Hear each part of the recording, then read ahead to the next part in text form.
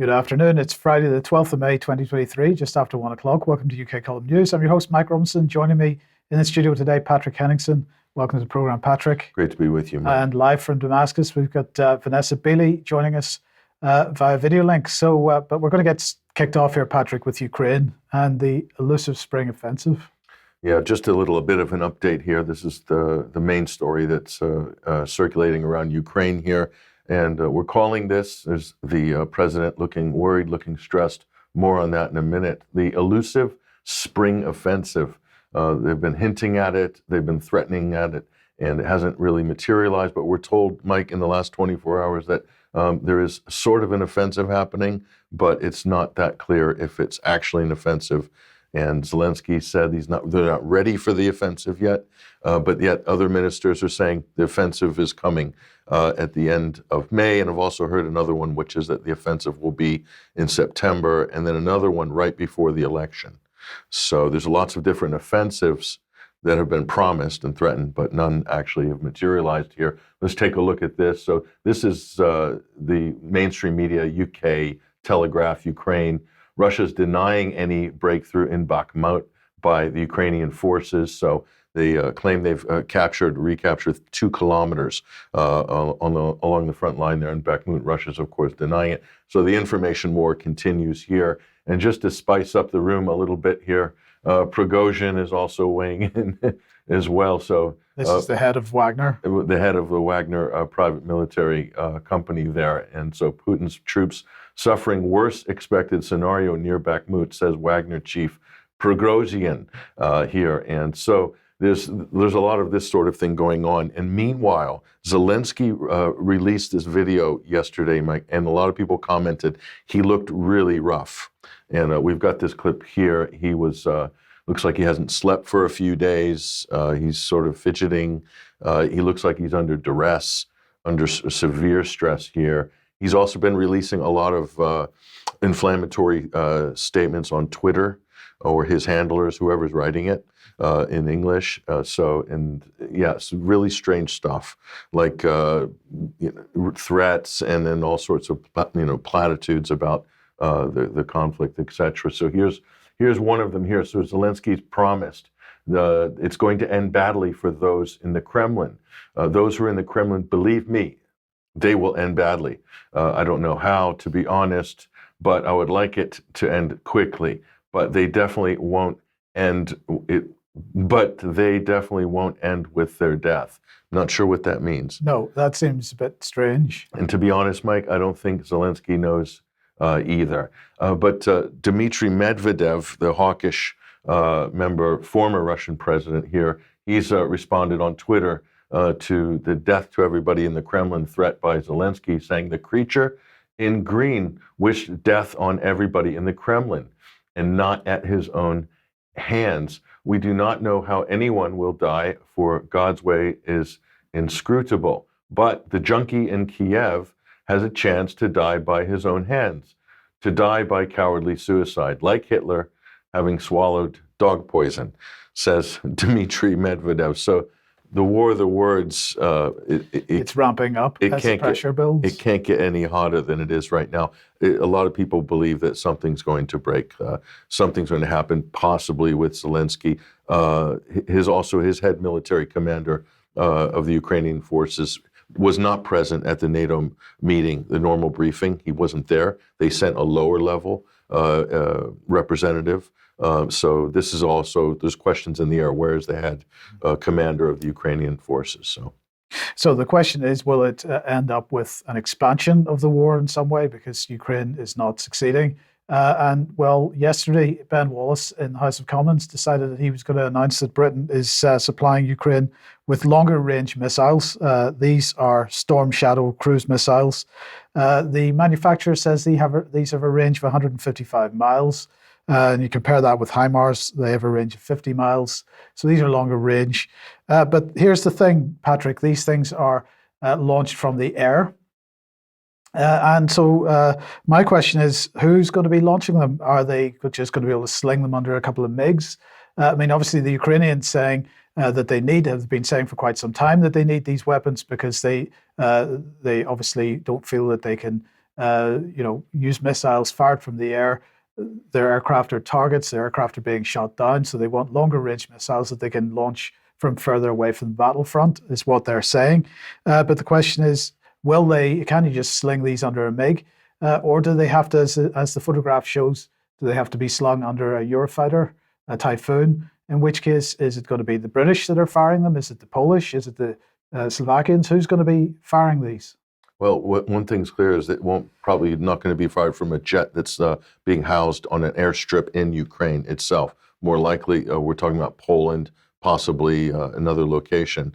So that's the other part of this. It's got triple redundancy, 900 pounds warhead explosives. This is a serious weapon. So imagine if this cruise missile was used, Mike, to hit a target in Russia, within Russian territory, a city, a facility, or if there's civilian casualties as a result. I don't have to tell everybody what that means in terms of escalation. Well, indeed. So first of all, let's have a look at have a listen to what Ben Wallace said about this yesterday. In December, I informed the House that I was developing options to respond to Russia's continued aggression in a calibrated and determined manner. Today, I can confirm that the UK is donating Storm Shadow missiles to Ukraine. Storm Shadow is a long-range, conventional-only precision strike capability. It complements the long-range systems already gifted, including HIMARS and Harpoon missiles, as well as Ukraine's own Neptune cruise missile and longer-range missions elsewhere gifted. The donation of these weapon systems gives Ukraine the best chance to defend themselves against Russia's continued brutality, especially the deliberate targeting of Ukrainian civilian infrastructure, which is against international law. Ukraine has a right to be able to defend itself against this. The use of Storm Shadow will allow Ukraine to push back Russian forces based within Ukrainian sovereign territory. I'm sure the House will understand that I'm not going into further details of the capabilities, but while these weapons will give Ukraine new capability, members should recognise that these systems are not even in the same league as the Russian AS-24 Killjoy hypersonic missile or Shahed Iranian one-way attack drones, or even the Caliber cruise missile with a range of over 2,000 kilometres, roughly 7 times that of the Storm Shadow missile. Russia must recognise that their actions alone have led to such systems being provided to Ukraine. It is my judgment as the Defence Secretary that this is a calibrated and proportionate response to Russia's escalations. So that's Britain's position. It's calibrated, its response. It's not so serious because it's only a seventh of the range of some of the weapons that Russia's using. But nonetheless, this is the Russian response from Dmitry Peskov. Russia is extremely negative about the supply of Storm Shadow long-range cruise missiles by Britain to Kiev. An adequate response will be required. And of course, the mainstream press this morning taking guesses as what is meant by an adequate response. What are your thoughts? I couldn't tell you, and I don't really want to even imagine what that might be.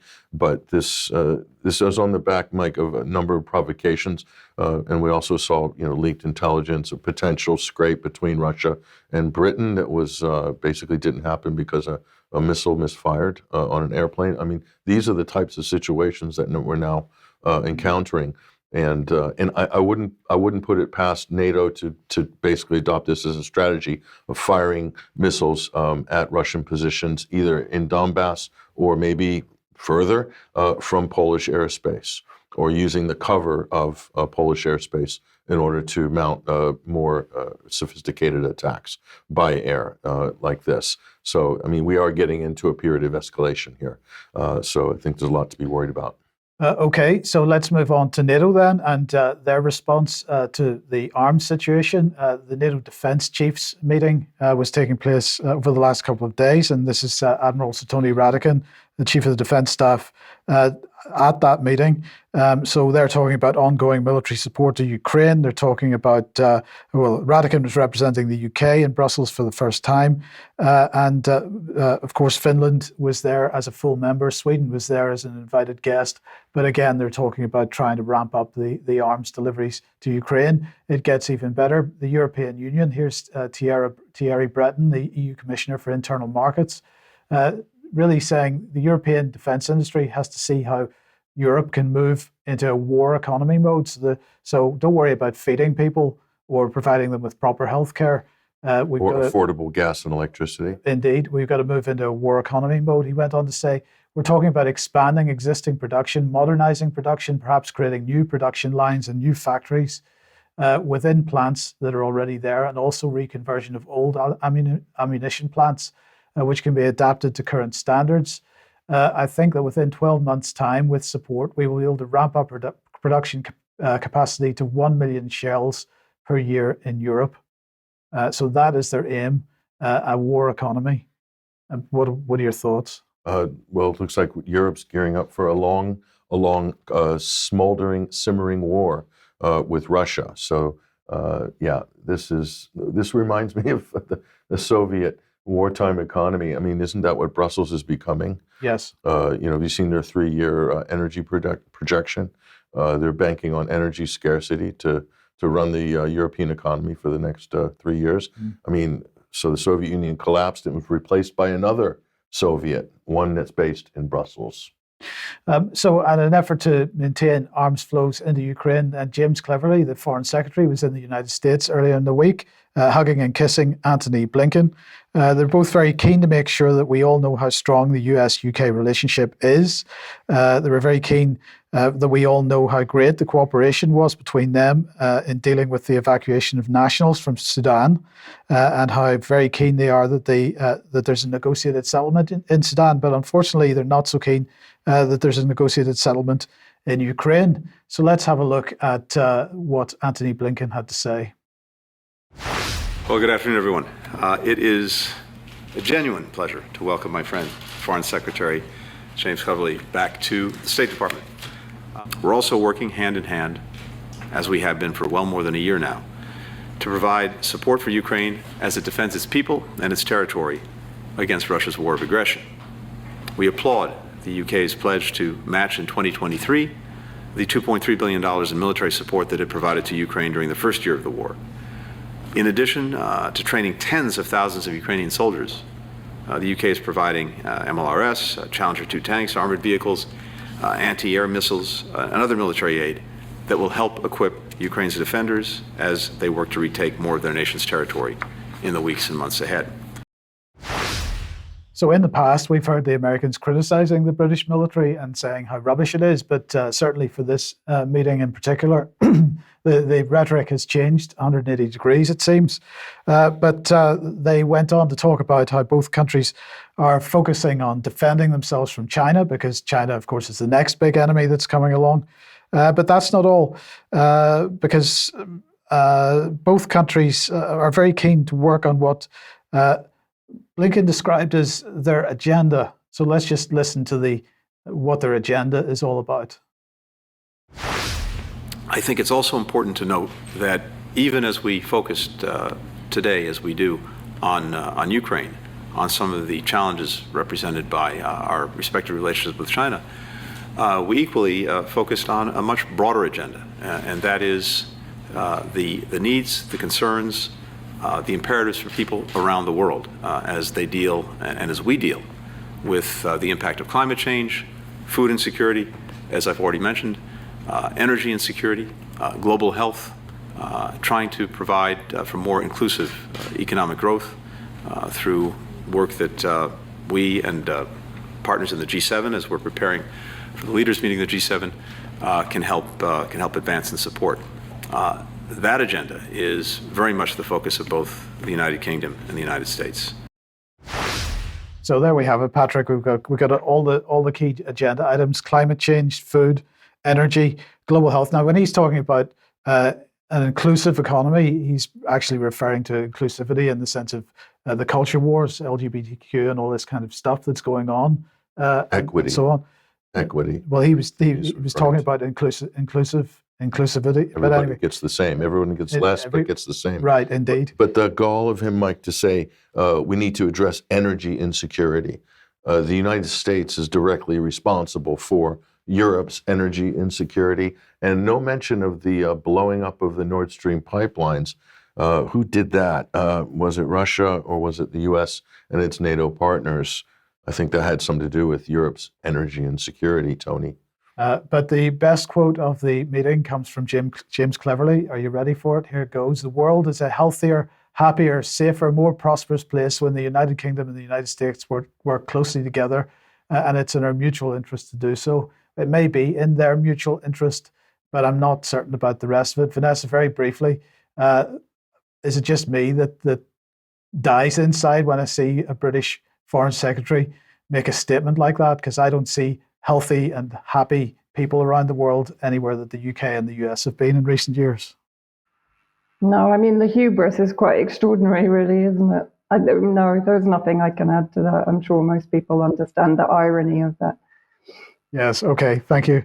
So they can just shuffle the foreign secretary after a couple of months, right? Yes. So he's in there now. There was somebody else in there by the end of the summer.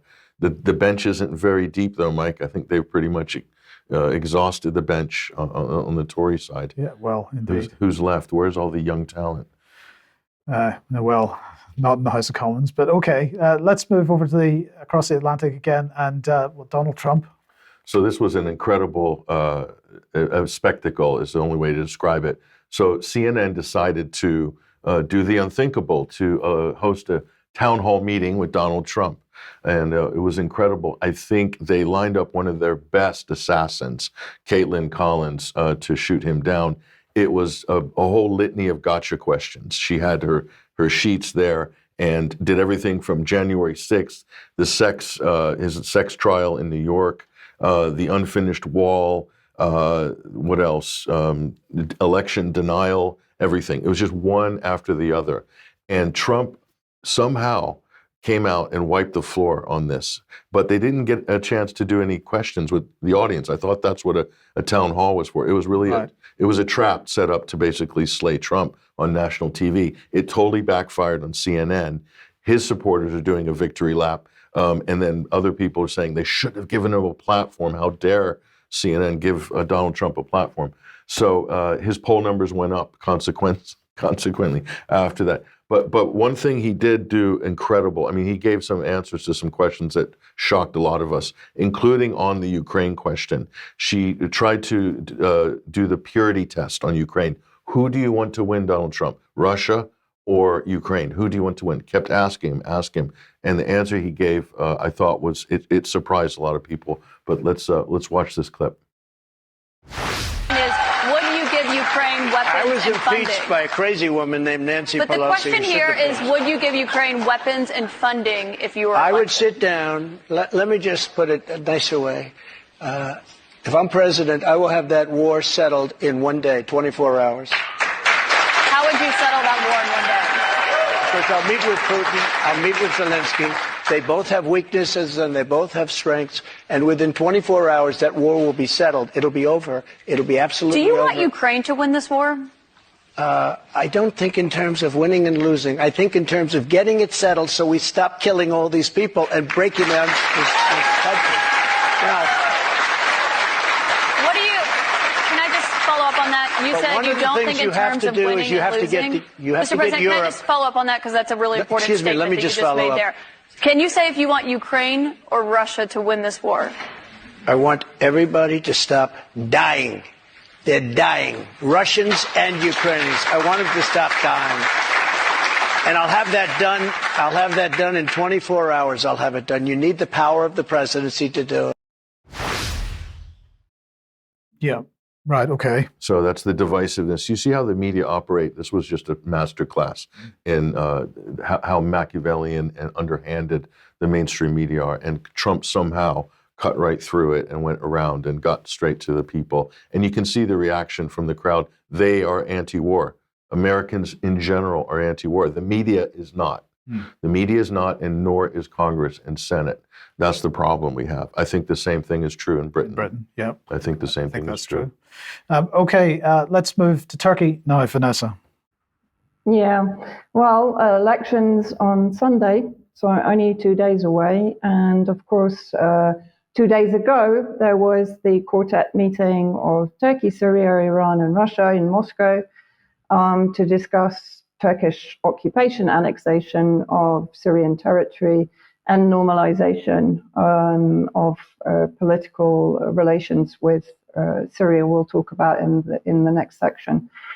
Hurriyet, who are considered to be kind of rather aligned with the current government of President Erdogan, are claiming that Erdogan will win the election in the first round. Basically, just to explain, if he gets above 50% of the vote in the first round, which is on Sunday, he is automatically declared president.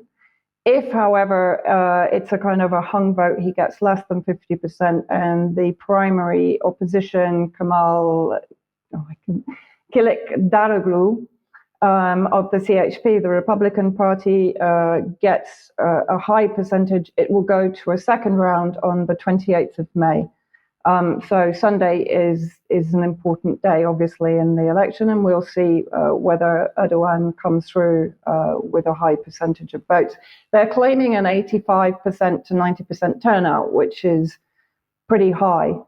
Now, when we're talking about interference in elections, it's kind of interesting what's going on in Turkey at the moment. There is a definite battle going on between the non-aligned axis, the so-called multipolar axis of Russia and Iran, and China to some extent, and then, of course, Syria, and the US. The US is very much coming down on the side of the Turkish opposition leader, Kılıçdaroğlu of the CHP or the Republican Party, as is the media. If you actually take a look, just do a search on whatever engine you use, and you will see the majority of Western media supporting in one way or another the opposition to Erdogan. So the Turkish opposition, this is where the interference comes in, and it's kind of quite funny. It's very clearly defined who is supporting who by the rhetoric that's coming from both candidates. So the Turkish opposition leader accuses Russia of spreading conspiracies, deepfakes ahead of election. This is just after another opposition member basically pulled out of the race after sex tape allegations. And then if you go forward, Kılıçdaroğlu went on Twitter and said to his Russian friends, "You're behind the montages, conspiracies, deep fakes, and tapes that were exposed in this country yesterday," without providing further details. If you want our friendship after May the 15th, get your hands off the Turkish state. We are still in favor of cooperation and friendship. So a clear threat there from the CHP party. As I mentioned, the mainstream media are definitely pushing Kılıçdaroğlu as the politician touted as the future of Turkish democracy. The Guardian is a pretty good example of the media headlines in the West. Going forward again. But if you remember in 2016, there was a CIA-backed coup to effectively remove Erdogan from power back then. And then I'd actually missed this. I found this today when I was going through some of the information on previous elections, that in 2020, Joe Biden, prior to his own election, hinted at interference in Turkey's 2023 elections in an interview with the New York Times editorial board. One of the most extraordinary quotes that came out of that interview is in the next slide. Yeah. So he basically said in this interview, it's on record, and this was prior to his election as president, "I'm still of the view that if we were to engage more directly, like I was doing with them," meaning the Turks, "that we can support those elements of the Turkish leadership that still exist and get more from them and embolden them to be able to take on and defeat Erdogan, not by a coup, he repeats, but by the electoral process." Well, I mean, I don't know what you two think, but that to me sounds very much like interference in Turkish political affairs, but still moving on. So then I recommend everybody follows this guy, MK, another one that's difficult, Badra Kumar. He was the former Indian ambassador to Turkey, gives some really excellent insights, not only into the elections, but into politics in Turkey. And basically what he says in this particular article, he points out the main reason that the US is anti-Erdogan. There are a number of reasons, one of which Erdogan has actually been throwing around accusations against the opposition of being very much pro-Western policies like LGBT and so on and so forth, and promising that he will maintain the conservative line in Turkey. So that's also kind of interesting. Kılıçdaroğlu is basically denying that. But of course, what the Indian ambassador says, the bottom line is, of course, the close, friendly, mutually beneficial relationship that Erdogan forged with Russia.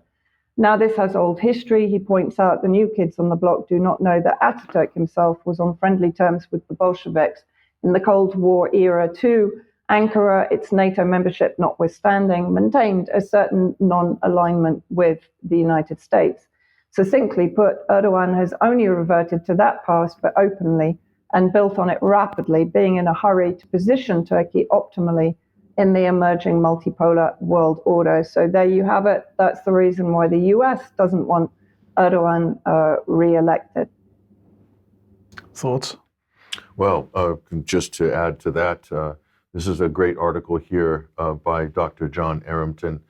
It's at 21st Century War, a momentous election or decisive referendum. What's at stake here is really the shape of the future Turkish state. Erdogan and the AKP party have ushered in this kind of Islamicization, and really they've suspended effectively the Kemalist republic, and they've made it into, they want to make it into more of an Islamic state, not like ISIS per se, but like bringing Islam more into the center of political life and social society in Turkey. So this is a fundamental, if Erdogan, AKP, lose this election, that project could be wound down. So this is a do or die and it's a long project. It's been going since 1994. This is a gradual transition. And the election, they chose the day, May 14th, the 100-year anniversary of the foundation of the Kemalist secular Turkish Republic. So very, very symbolic. So there's a lot at stake, not just on the NATO side and geopolitically, but like regionally. Turkey wants Erdogan, their vision, AKP, is to have Turkey at the center of Islamic life in the world, sort of on par where it used to be with the Ottoman Empire. So this is a big nation building, new nation building project. Make Turkey great again, or the new Turkey. Right. So Erdogan is your sort of Trump, but I think he's even more extreme than Trump. And as Vanessa said, using American tactics of Russian interference, and then based Erdogan here, he's calling the opposition gay. He said at a recent rally, he said in the run-up to this week, he said, "We know that Mr. Kemal is an LGBT person." And so he's basically saying that the CHP is LGBT, the IYI party is LGBT, the HDP is LGBT. These are all the six coalition parties that form Kemal Kılıçdaroğlu's coalition. So I think I got that right. But so you can see he's really playing on this here and basically saying that as the People's Alliance, his coalition, we are against all this, and a family is sacred to us. A strong family means a strong nation. No matter what they do, God is enough for us. So you've totally different departure here in terms of politics. Mm-hmm. So I think this is very significant, and so it'll be a make or break for this new Turkey project on Sunday. Vanessa. In Turkey, particularly Westerners that are living there and, are very aware of the COVID project and what's incoming through the Western-centric global power grab, are saying that Kılıçdaroğlu is the one that is going to be bringing in all of the WEF measures, the CBDC, the Digital Alliance and all the rest of it. So they are genuinely worried if he gets in. So it's kind of between a rock and a hard place, the two candidates in Turkey right now. Yeah, Turkey's an interesting. Last thing I'll say, they're an outlier in terms of NATO. I think we can all agree. Mm. But the Erdogan government, the current Turkey, they're very realist in their worldview outlook.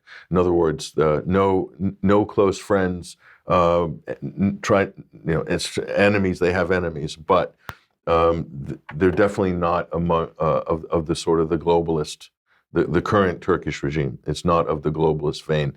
They act in their own realist interests. And so they see eye to eye with Russia in that respect. If this new government comes in that's more pro-U.S. and the U.S. has more sway, that will change. So I think there's a lot to consider there. Okay, thank you both. Now, if you like what the UK Column does, you would like to support us, please head over to community.ukcolumn.org. There are options to help us out there.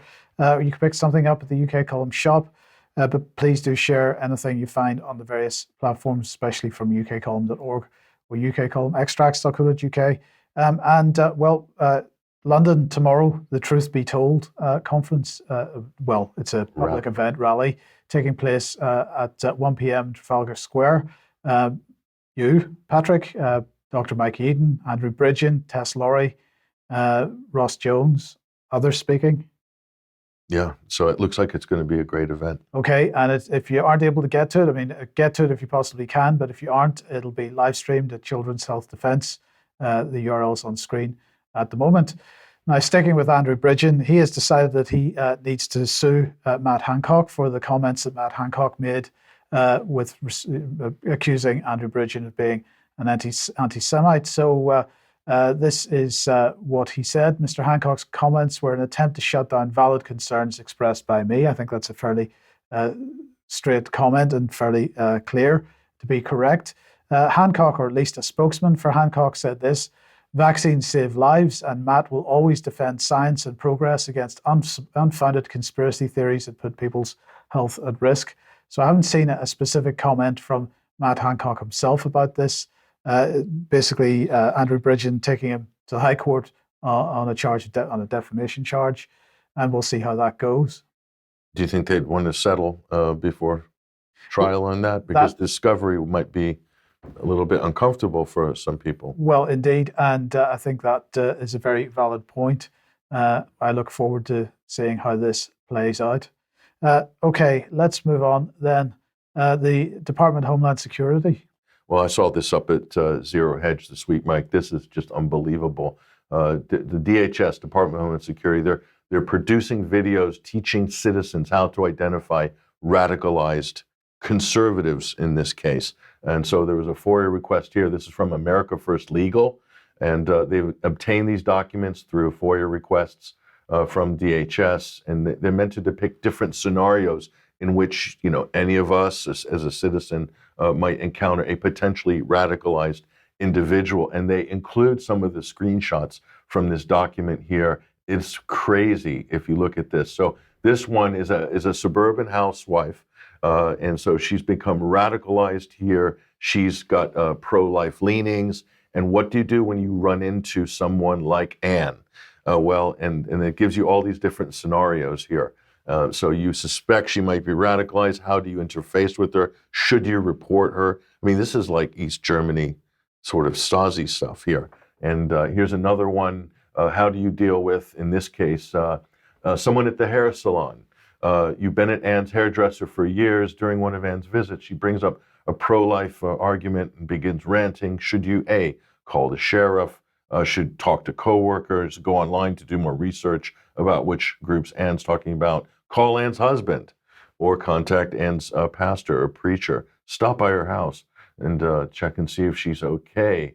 So look, this is basically, here we go. So, and if she brings up pro-life arguments, so this is the biggest law enforcement agency in America doing these how-to videos of how to profile all different citizens in different situations, radicalized conservatives, and the pro-life thing is big. Who defines who is radicalized? They do. They do. Yeah, they do. Law enforcement does. So as we know, it's totally arbitrary, like everything else, as we've said on this program before. So this is just political targeting, basically, here. So I think that's incredible. So we might have more of the same coming our way here. I'm sure that this is already something we're dealing with. And this one's interesting here. Yeah, Courtney, an old high school friend who's a budding conspiracy theorist, radicalized suspect. Courtney, in her mid-30s, divorced. What should you do if you encounter an old high school chum who's become radicalized? and it gives you a sort of how-to list of how to report them, possibly get in touch with somebody, etc. I mean, this is crazy. So this is, as you said, pure Stasi stuff. Now, obviously, Nina Jankovic was attempting to, within the remit of the Department of Homeland Security, bring in a massive censorship regime, but this takes it to a whole new level. So this is encouraging local communities to build a culture of fear within local communities that causes people to self-censor. And totally legitimate issues you're talking about. Yes. Are they too constitutional? I've seen this before in other documents, but the way that they're doing here, this is what they did with Arabs and Muslims post 9/11. This is the sort of thing that was common. So everyone's being profiled, very much like the prevent strategy in the UK. So just to compare, pretty much along the same lines. I wouldn't be surprised if they were, consulted or inspired by prevent. They thought, wow, that's working so well in the UK. Let's implement that in the United States. Yes. Okay. Now let's come back to the UK then. And obviously, the economic news yesterday was that the Bank of England has pushed interest rates up to 4.5%. Lots of people getting very worried about that because of the implications for mortgages. This is all because inflation is too high. The bank saying it's been around 10% since last summer. So they've raised interest rates to make sure inflation falls and stays low. But then they say we expect inflation to fall quickly this year and then meet our target, 2% target, by late 2024. And so some commentators asking, well, hold on a second. It's generally accepted that raising interest rates takes roughly 18 months to work its way through the system and have any major effect. So if they think that inflation is really going to start falling immediately, then why are they even doing this? But anyway, we'll come on to that a bit more in a second. Let's just look at what interest rates have done.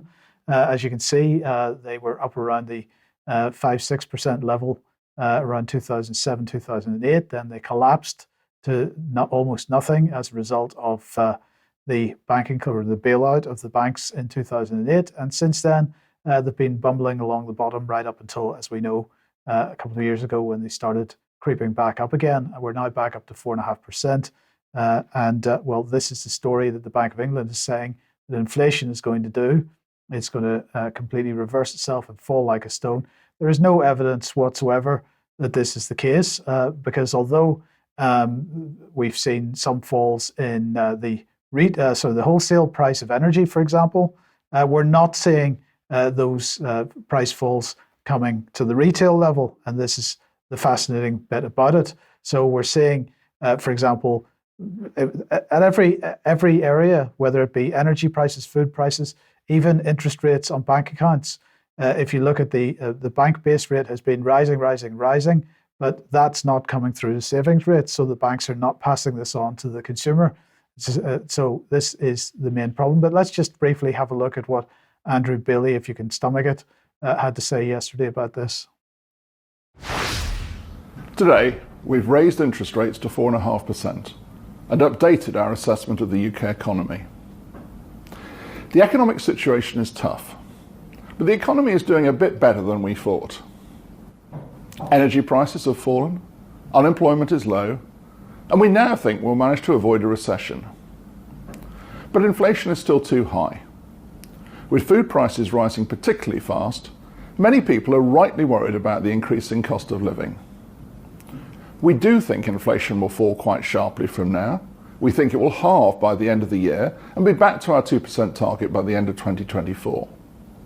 But we need to be sure this happens, and that's why we have raised interest rates today. Raising interest rates is the best way to make sure inflation falls and stays low. We know that isn't easy when money is tight, but it's vital we bring inflation down so that the economy can grow, create new jobs, and prosper. So he's acknowledging that money is tight. So it's not that there's so much money sloshing around the economy that's driving the inflation, but no mention of what is driving the inflation, no mention of the massive expansion in the money supply since the coronavirus, the policies around coronavirus and the shutdown of the economy and so on. So anyway, I thought we'd just leave this particular segment with this poll on Twitter from Kevin, who asked, in your opinion, is the Bank of England corrupt? 2,791 votes when I took this screenshot this morning, and 75.8% of people believing they are. I think it goes beyond corruption. But anyway, many people now suggesting that it's time for the current leadership of the bank to go. Okay, let's move on then. Vanessa, Iraq's foreign ministry announcing that Syria is back in the club. Yes, so on the 7th of May, and this has kind of set off a whole round of reactions from the West, predominantly from the US and the UK, which I'll come on to. The spokesman for Iraq's foreign ministry, Ahmed al-Sahaf, announced that the Arab foreign ministers who met on Sunday behind closed doors in Cairo have agreed on the return of Syria to the Arab League after nearly 12 years of suspension. I do have to add to this that many of these countries, Egypt and Saudi Arabia, Jordan, even Iraq, are also aware that they need to start pivoting east because their countries are liable to be targeted, particularly Egypt, with the explosion of events in Sudan and probably this kind of warfare to continue in Africa, as we've discussed before. But also a number of other events have gone on. It's difficult to cover all of them, but I'll take out the main ones. So Iraq, on the 10th of May, signed an agreement with Iran to expand energy ties and establish a joint office aimed at overlooking cooperation between the two countries, the Iraqi Oil Ministry announced, coming as part of Iranian Oil Minister Javad Algi's visit to Baghdad. This, of course, also seeks to fall into the de-dollarization project because, of course, the US has been sanctioning billions in Iraqi funds, which are owing to Iran, to impede cooperation between Iraq and Iran. 1/3 of electricity and gas comes from Iran to Iraq. And of course, more recently, the US has been triggering ISIS terrorist fighters to attack electrical facilities in Iraq. Many people are not aware of that. They have done that historically in Syria, but also in Iraq. Now, the next bit of good news, I've written about this in greater detail at my Substack. If people want to go there, it's the last article that was published. There is talk between Syria and Iraq of reopening the Kirkuk to Banyas pipeline. Now, historically, this pipeline was actually established in 1952 by the Bechtel Corporation, who were known probably for their savage exploitation of the 2003 unlawful aggression by the US and its allies against Iraq. And then basically it has a long history, which I detail in my article. But basically it was bombed by the US in the first Gulf War and in the second Gulf War, and in 2010 reopened. But then when the 2011 regime change war started, basically ISIS were introduced into the areas where the pipeline ran, and that made it impossible to keep it running. So the US interference to prevent this pipeline has been extensive throughout history. What will the pipeline do? It will increase the alliance between Russia and Iran, because Iran is looking at connecting to the pipeline from Iran to Iraq. It means that Iraq can bypass the Kurdish Contras that are occupying oil fields in Iraq. 12% of its oil produce comes from Kirkuk. And it means an activation of the Syrian oil processing industry in Banyas. It means an increase in trade to the maritime port connected to Banyas, etc.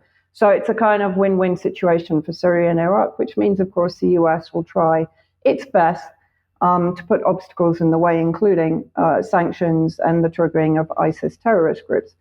On the 10th of May, we had the quartet meeting that I mentioned between Iran, Russia, Turkey, and Syria to discuss the so-called normalization of relations between Turkey and Syria. A lot of people have published the next photo saying, look at the body language, and I do have to agree. On the left, you have His Excellency Faisal Muqdad, the Foreign Minister of Syria, and on the right, Mevlut Cavusoglu. I'm probably murdering the Turkish names, and I apologize to anyone from Turkey who's watching. And you can see there that Muqdad has a far more in-power, bullish body language compared to a rather diminutive Cavusoglu in the photo.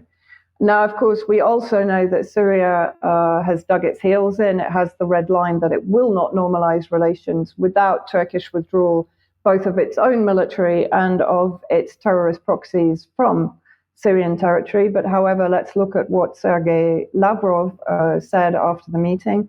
The process of normalization of relations between Turkey and the Syrian Arab Republic opens up new opportunities for the Astana format, which was set up in 2017 to try and find a political resolution to the crisis in Syria.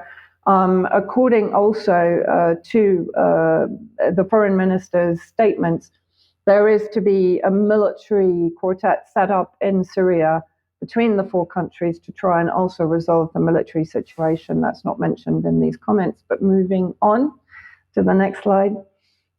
Facilitating the safe and voluntary return of refugees to Syria is a key principle. Well, of course, it is also for Erdogan. 5 million Syrian refugees on Turkish territory. That's a big electoral campaign strategy to get at least 1 million of those refugees returned to Syria. A roadmap for a settlement in Syria should be prepared for the next meeting of the foreign ministries of Turkey, Syria, Iran, and the Russian Federation, and later it will be presented to the presidents. The launch of the Turkish-Syrian normalization process has a positive impact on the situation in the region and the Middle East as a whole, the reasons for which have been discussed previously, but obviously for NATO, the last thing they want is normalization between Syria and Turkey, hence the interference, in my opinion, in the elections in Turkey. Now, an interesting thing that Lavrov did say, and I have also received information that this has been happening for some time. According to our data, the Americans have started to create the so-called, and I've put in brackets, new Free Syrian Army near the Syrian city of Raqqa, engaging local Arab tribes along with militants from ISIS and other terrorist organizations. The goal is clear: to use these militants against Syria's legitimate authorities in order to, again, I've added, destabilize the situation in the country. So in response to Syria's rejoining the Arab League, the club, as you called it, Mike, what is the US and, of course, the UK doing? Reigniting the terrorist war against Syrian Arab Army and its allies. So on the 10th of May, we had the Syrian Ministry of Interior put out a statement that a police vehicle had exploded within the compound of Barzeh police station. Sorry, that seems to have I'm sorry, been the text is... Yeah, no, sorry it's okay. In Damascus. Now, until now, they haven't issued a statement as to what was the cause, but, you know, we've had on and off a number of terrorist sleeper cell IED attacks and detonations in Damascus, so that's another clear connection to the US displeasure. And then finally, US lawmakers introduce a bill to combat normalization with Syria's Assad. So let's have a look at what that bill entails. A bipartisan group of US lawmakers introduced a bill on Thursday intended to bar the American government from recognizing Bashar al-Assad as Syria's president and to enhance Washington's ability to impose sanctions, a warning to other countries normalizing relations with Assad. The bill would prohibit the government from recognizing or normalizing relations with any Syrian government led by Assad, who is under US sanctions, and expands on, I didn't understand how they could expand on, the Caesar Act, which imposed a tough round of sanctions on Syria in 2020 under the Trump administration.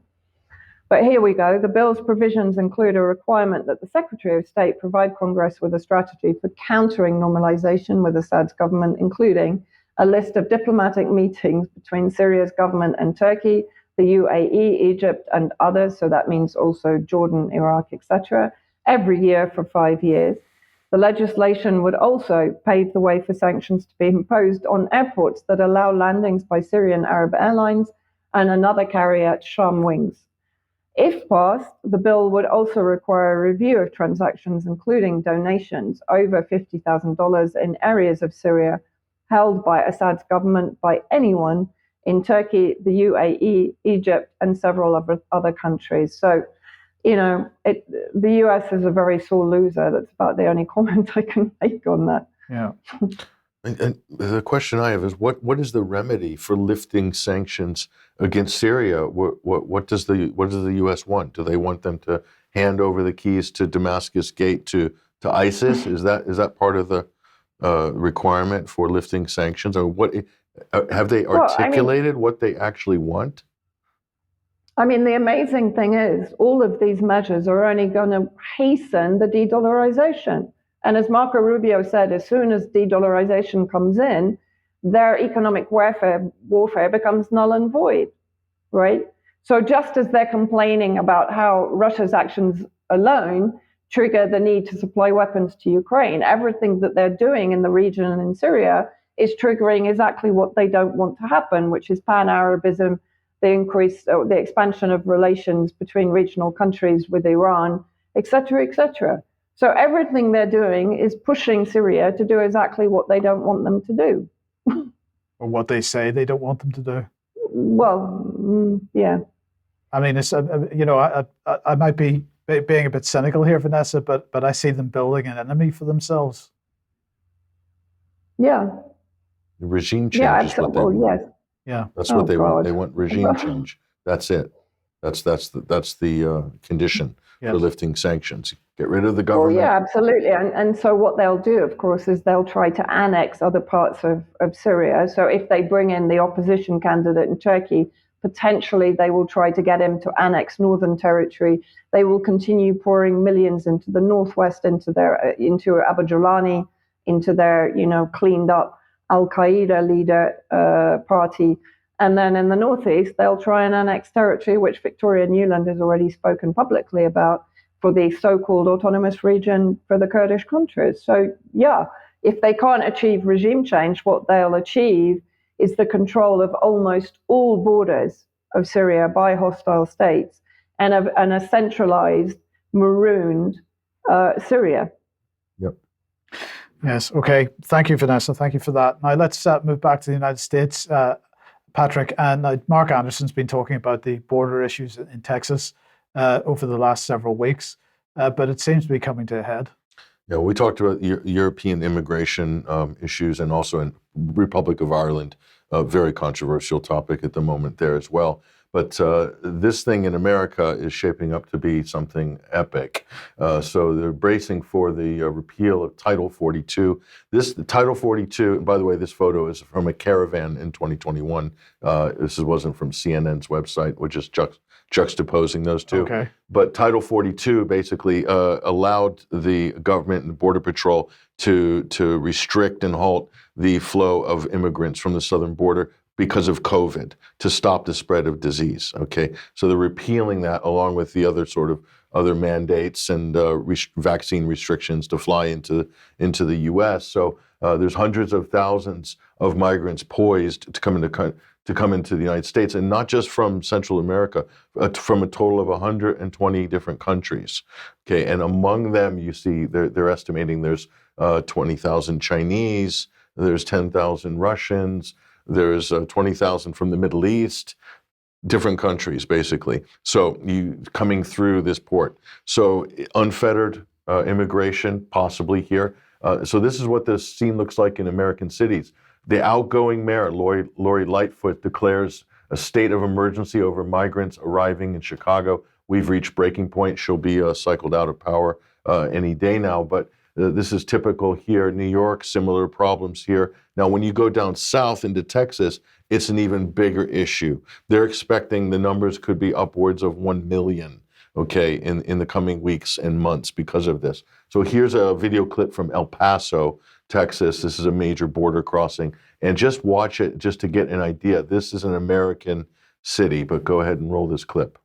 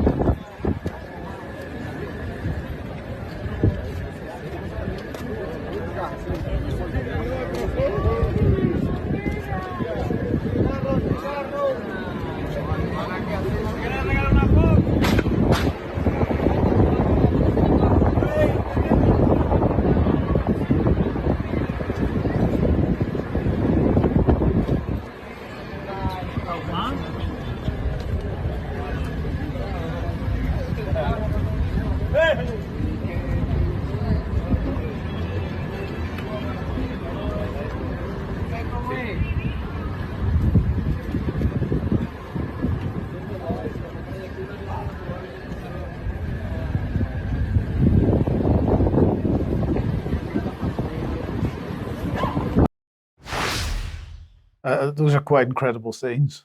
So a lot of you'll see similar scenes like this in Seattle, downtown Los Angeles. The other San Francisco comes to mind, obviously. Not all from migrants, Mike, but homeless people as well, and people with substance abuse problems and things like that. So, you know, America's cities are already at breaking point, especially Democrat-run cities. That's not a partisan remark. It's just a fact. It's just a statement of fact. So they want Democrats are advocating for basically open borders. They said let them all in, and we'll deal with them once they're inside the country.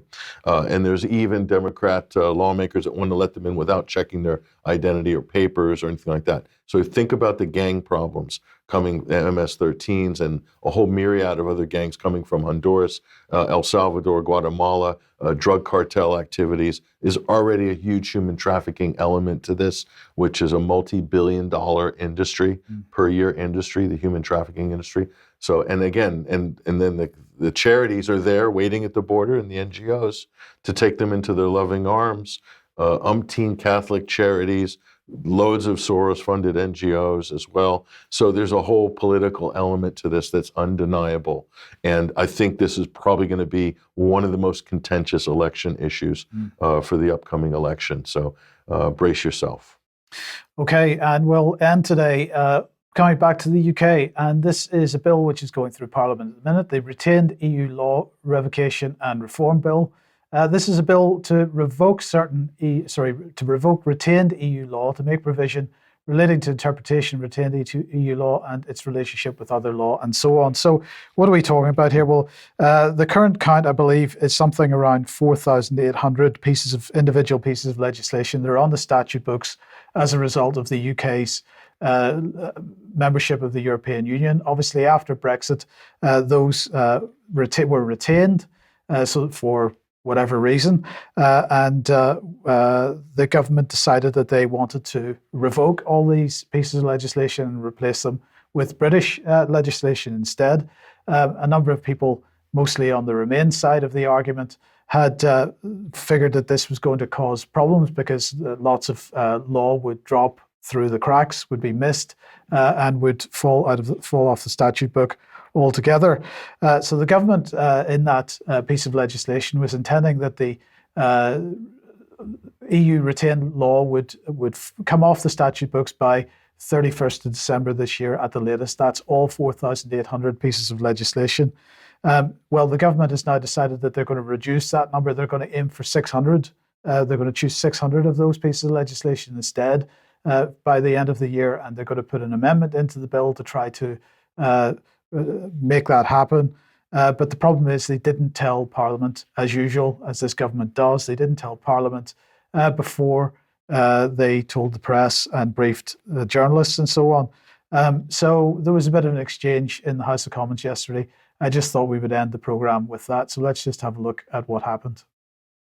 Before we begin the urgent question, I note that it is highly regrettable that the government decided not to offer an oral statement on this matter yesterday. Given the importance of this announcement, on such matters, full engagement with Parliament and its committees is essential. Before I call the Chair, I will remind the government we are elected to hear it first, not to read it in the Telegraph, and certainly not a WMS is satisfactory on such an important matter. Hence, that I would always say, I'm now going to call the chair of the European Scrutiny Committee to ask the urgent question. Sir William Cash. Thank you, Mr. Speaker. I'm very sorry that the sequencing that we chose was not to your satisfaction. I was... Order. That is totally not acceptable. No. Who do you think you're speaking to, Secretary of State? I think we need to understand each other. I am the defender of this House and these benches on both sides. I am not going to be spoken to by a Secretary of State who is absolutely not accepting my ruling. Take it with good grace and accept it that members should hear it first, not a WMS or what you decide. These members have been elected by their constituents and they have the right to hear it first. And it is time this government recognised we're all elected, we're all members of Parliament, and use the correct manners. Secretary of State. He was a bit... Oh, I've never seen him that lively before. Well, that might be his high water mark, I think. Yeah, his high water mark. Enthusiasm. Yeah. So, but it is an important point. This particular government doesn't, I'm not just talking about Rishi Sunak, but going back to Liz Truss and Boris Johnson before them, they have systematically used the press in order to release this type of news instead of going to the House of Commons. And it's been a common theme that they've been criticised for that, but they don't want to follow the rules. Well, okay. What about our democratic values and traditions?